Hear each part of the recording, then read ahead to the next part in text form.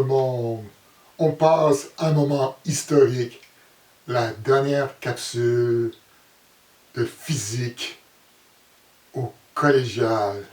Donc, on va aborder la radioactivité. Donc, qu'est-ce que la radioactivité? C'est la mesure du taux de désintégration d'un système. Donc, on va juste établir les bases. Donc, la radioactivité, ça s'explique extrêmement bien avec la physique quantique. Donc, ici, si on veut trouver à quel moment un atome se désintègre, la physique quantique donne une réponse à cette situation-là. Or, qu'est-ce qu'il y a avec la physique quantique?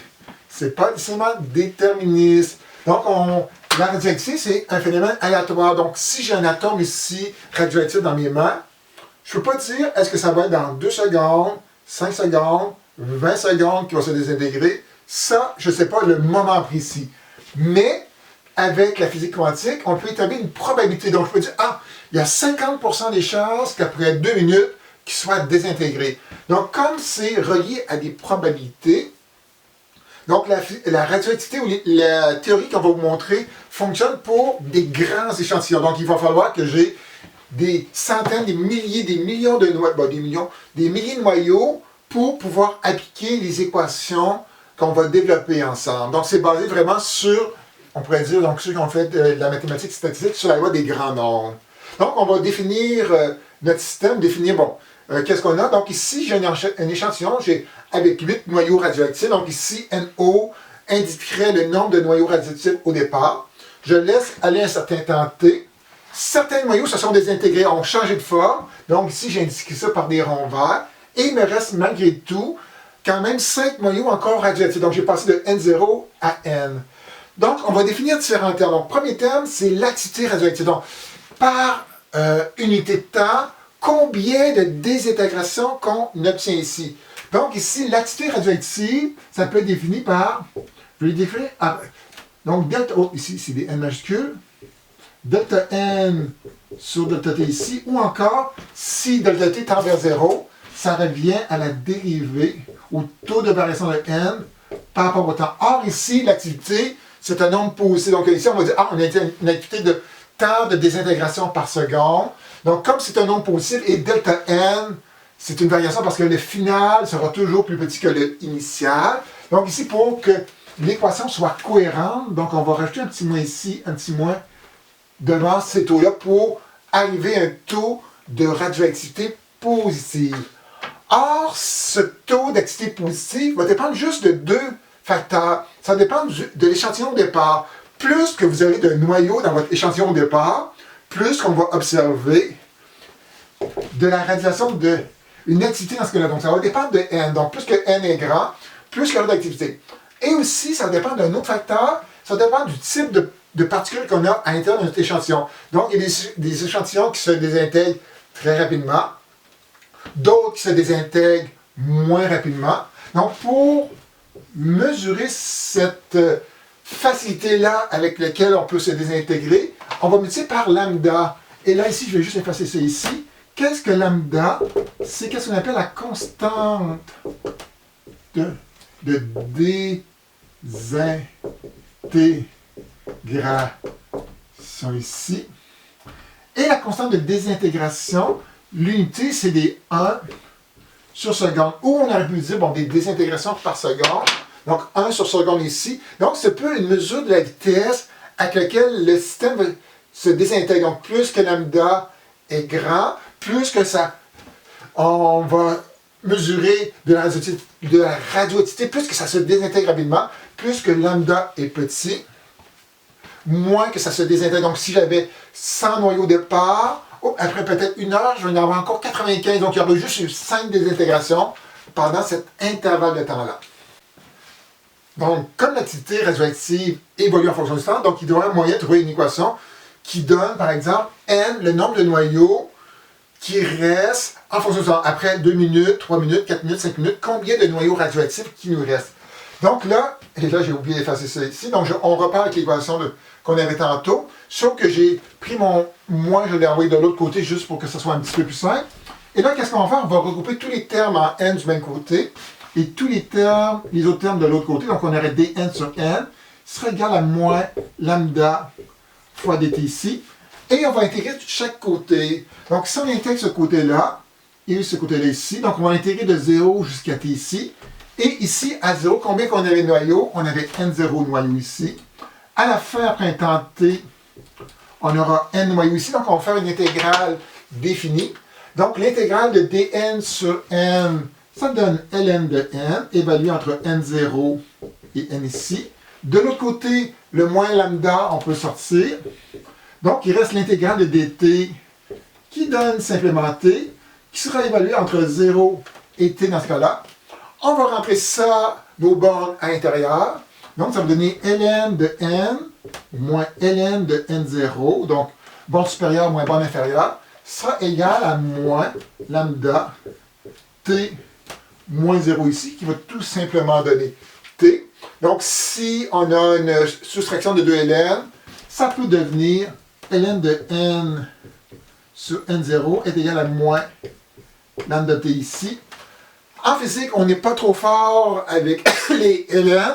Donc, je suis en train de te le voir. Donc, qu'est-ce qu'on va faire? On va prendre l'exponentielle de chaque côté. Donc, si on prend l'exponentielle, donc là, ici, je vais juste, peut-être, en tout cas, on pourrait effacer. Donc, je prends l'exponentielle, donc c'est la fonction inverse de ln, donc il va nous rester n sur n0 ici.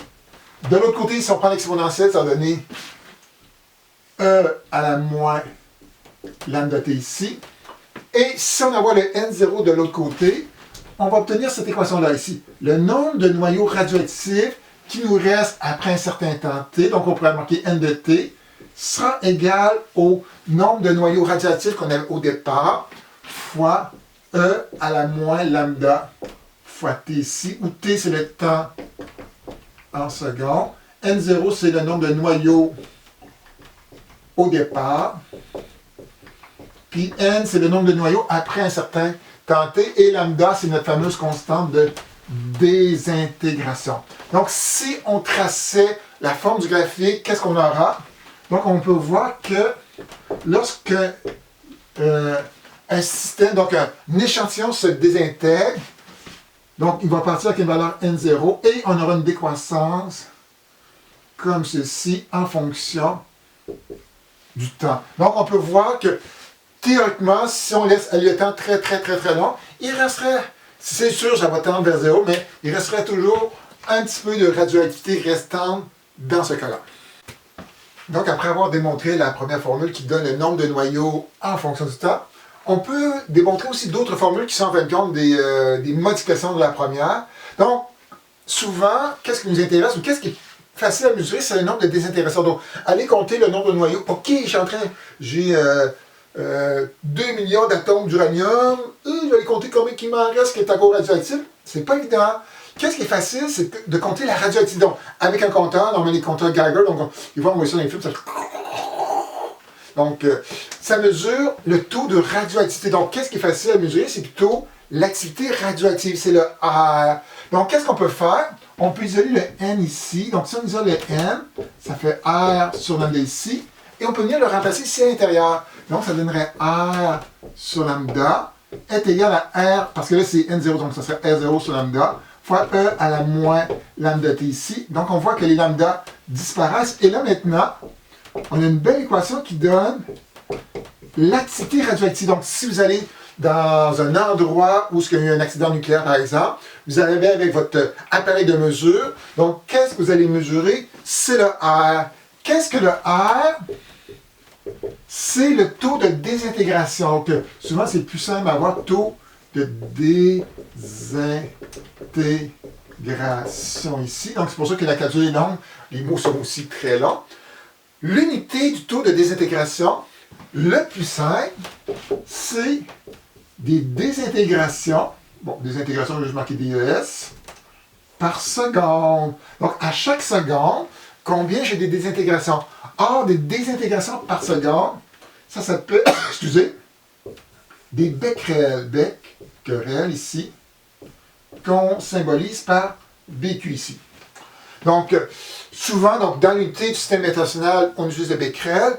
Or, des fois, pour les grandes sources de radioactivité, vous allez avoir une unité alternative qui s'appelle le Curie, donc en l'honneur de Marie Curie. Donc le Curie, c'est bizarre un petit peu, c'est CI, qui est l'abréviation.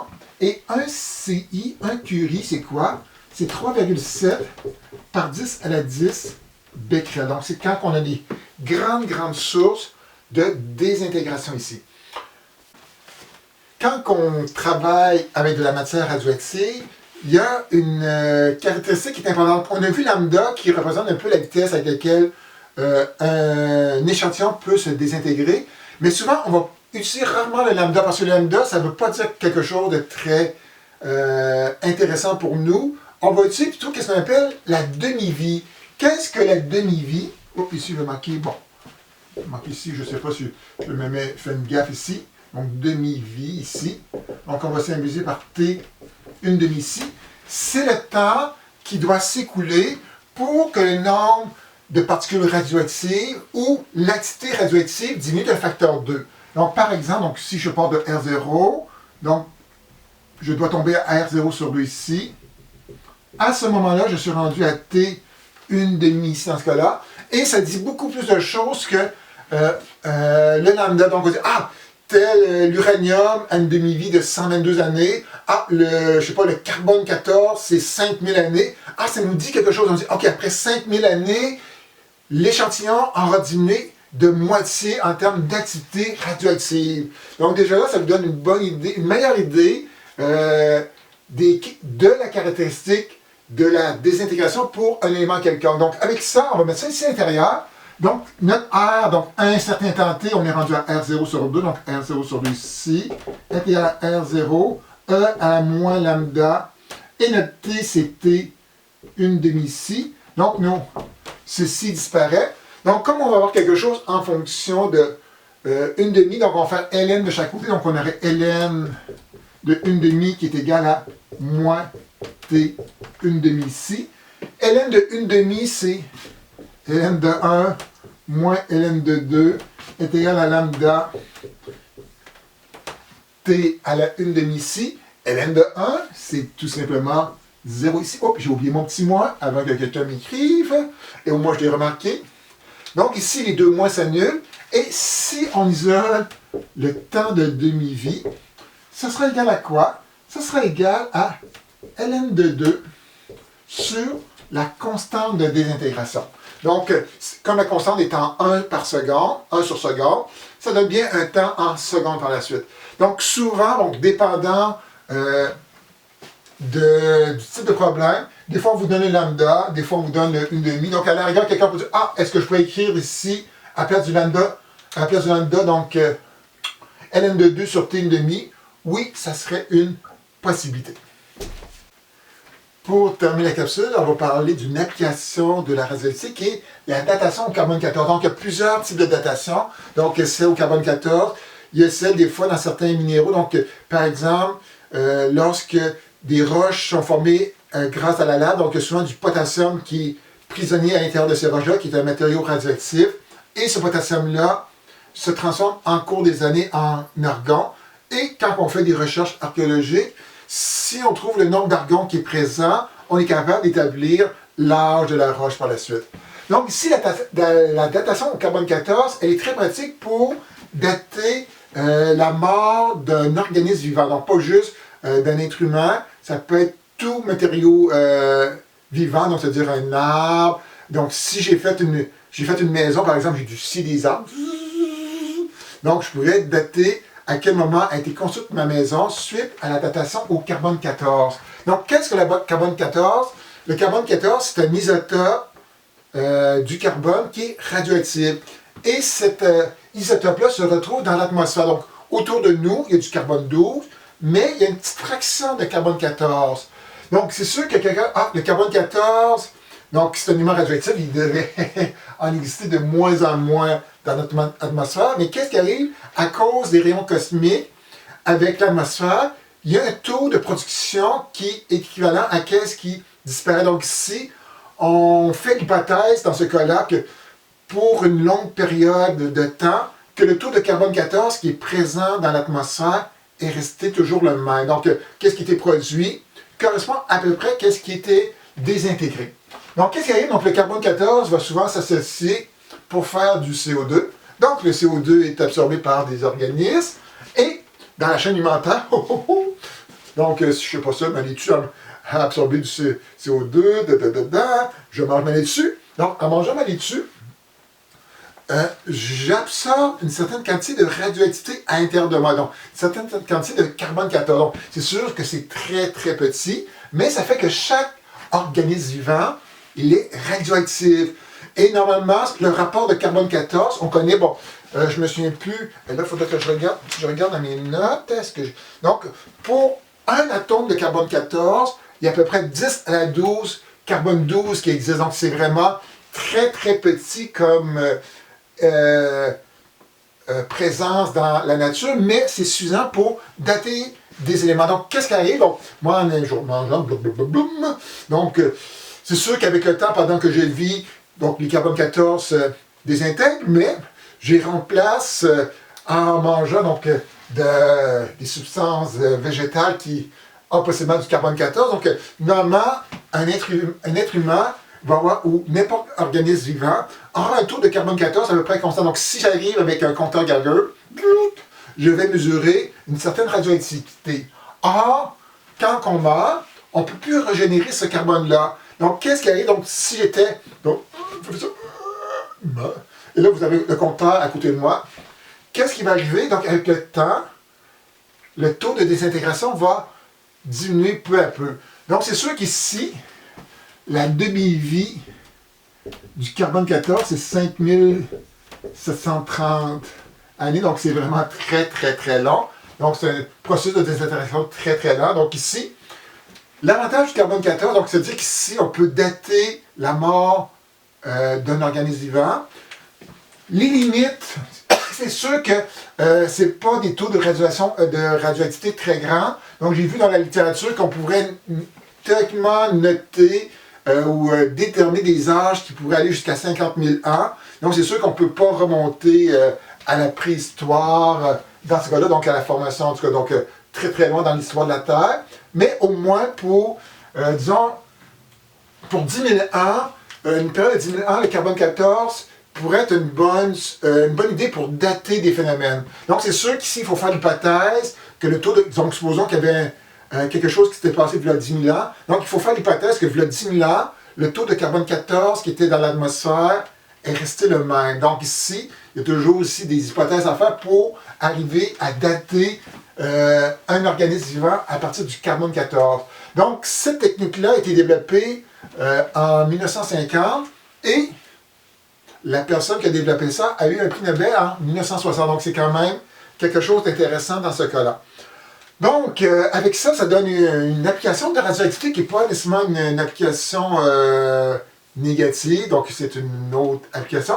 Et avec ça, ça termine le cours de physique. Donc, j'ai été très content de vous avoir pendant toute la session. J'espère que vous allez avoir un bon examen. Vous allez en avoir un, je suis assuré. Donc, avec ça, je vous souhaite bonne chance pour la suite. Donc, c'est sûr que là, c'est comme si c'est le dernier cours, mais c'est pas le dernier cours. En tout cas, c'est fucké, mais c'est pas grave. Donc, je vous dis, vous êtes merveilleux. Et là, faire un processus aléatoire. Oh, une superposition de yo, des yo dans deux états différents. Oh, je ne sais pas ce qu'est mon yo. Le principe d'Eisenberg, ok, j'ai trop fait de physique. Donc, yo tout le monde, bye, et bonne chance pour tous.